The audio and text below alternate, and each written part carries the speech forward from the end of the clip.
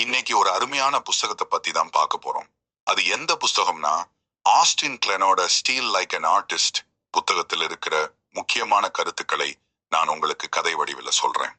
இந்த புத்தகம் என்ன சொல்ல வருதுன்னா, புதுசா ஒண்ணும் இல்ல.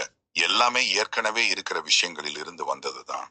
ஒரு கலைஞனா நீங்க என்ன பண்ணணும்னா, உங்களுக்கு பிடித்தமான விஷயங்களை, கலைஞர்களை, அவங்களுடைய படைப்புகளை எடுத்து அதிலிருந்து உங்களுக்கு தேவையானதை திருடி அதை உங்களுடைய ஸ்டைல்ல மாத்தி புதுசா ஒண்ணு உருவாக்கணும். இது திருடுறதுன்னா அப்பட்டமா காப்பி அடிக்கிறது கிடையாது. இது ஒரு உத்வேகமா எடுத்துக்கிட்டு அதிலிருந்து உங்களுக்கான வழியை கண்டுபிடிக்கிறது. இந்த புத்தகத்துல ஆஸ்டின் கிளென் படைப்பு திறன் கிரியேட்டிவிட்டி பத்தி ஒரு 10 முக்கியமான விஷயங்களை சொல்றாரு. அதை ஒவ்வொன்னா பார்க்கலாம். ஒரு கலைஞனை போல திருடு, கதை இங்கதான் ஆரம்பிக்குது. ஒரிஜினல் அப்படின்னு எதுவுமே கிடையாதுங்கிறத அவர் ஆணித்தரமா சொல்றாரு. எல்லா படைப்புமே முன்னாடி இருந்த ஏதோ உன்னோட கலவைதான். நம்மளுடைய வேலை என்னன்னா, நமக்கு பிடிச்ச விஷயங்களை ஒரு திருடன் மாதிரி எடுத்துக்கிட்டு அதை பார்த்து கத்துக்கிட்டு அதை நம்மளுடைய பாணிக்கு ஏத்த மாதிரி மாத்தணும்.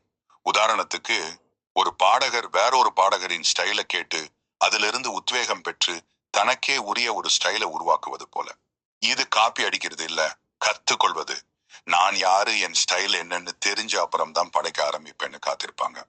ஆனா ஆஸ்டின் சொல்றாரு, நீங்க படைக்க ஆரம்பிச்சாதான் நீங்க யாருன்னு உங்களுக்கே தெரியும். உங்களுடைய ஹீரோக்களை காப்பி அடிச்சு ஆரம்பிங்க. அப்புறம் போக போக அந்த காப்பியில இருந்து உங்களுக்கு என்ன புதுசா வருதோ அதுதான் உங்களுடைய தனித்துவம். நீங்க படிக்க விரும்புற புத்தகத்தை எழுதுங்க. உங்களுக்கு எந்த மாதிரி படைப்புகள் பிடிக்குமோ அதே மாதிரி நீங்க உருவாக்குங்க.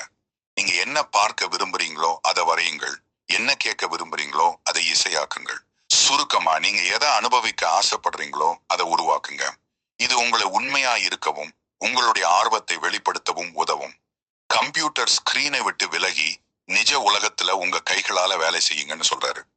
எழுதுறது, படம் வரையறது, சிற்பம் செய்யறதுன்னு எதையா இருந்தாலும் உடல் ரீதியா ஒரு விஷயத்தை செய்யும் போது புது ஐடியாக்கள் வரும், மனசு தெளிவாகும். உங்களுடைய மெயின் வேலை போக சின்ன சின்ன சைடு ப்ராஜெக்ட்ஸ் இல்லைன்னா பொழுதுபோக்குகள் வச்சுக்கோங்க. இந்த மாதிரி விஷயங்கள் தான் பல சமயங்களில் உங்களுடைய சிறந்த படைப்புகளை உருவாக்கும். நீங்க அழுத்தம் இல்லாம சந்தோஷமா வேலை செய்யும் இடம்தான் இந்த பக்கவாட்டு திட்டங்கள். நீங்க நல்ல படைப்புகளை உருவாக்கினால் மட்டும் போதாது, அதை உலகம் பார்க்கும்படி செய்யணும். உங்களுடைய வேலையை தைரியமா பகிர்ந்துக்கோங்க. இணையம் ஒரு நல்ல மேடை. இதன் மூலமா தான் உங்களுக்கு பின்னூட்டம் கிடைக்கும், புதிய தொடர்புகள் கிடைக்கும். இப்போ இருக்கிற இணைய உலகத்துல நீங்க எந்த ஊர்ல இருந்தாலும் உங்களால படைப்புகளை உருவாக்க முடியும். அத உலகத்துல எங்க இருக்கிறவங்க கிட்டயும் கொண்டு போய் சேர்க்க முடியும்.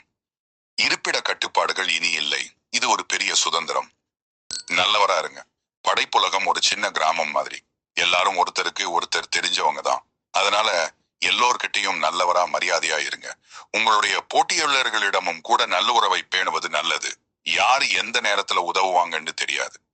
படைப்பு திறன் கொண்டவங்களா இருக்கணும்னா எப்பவும் வேடிக்கையாவும் சுறுசுறுப்பாவும் இருக்கணும்னு அவசியம் இல்லை. மாறாக உங்களுடைய தினசரி வாழ்க்கையை சலிப்பானதா, ஒரு வழக்கமானதா வச்சுக்கோங்கன்னு சொல்றாரு.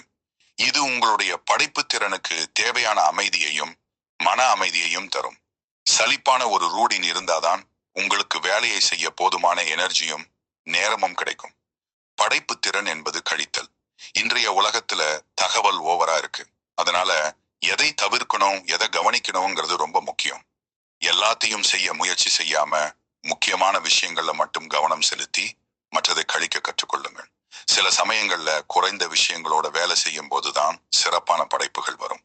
இந்த புத்தகத்தின் மைய கருத்து என்னன்னா, படைப்பு திறனுங்கிறது ஒரு மாயமோ ரகசியமோ இல்லை.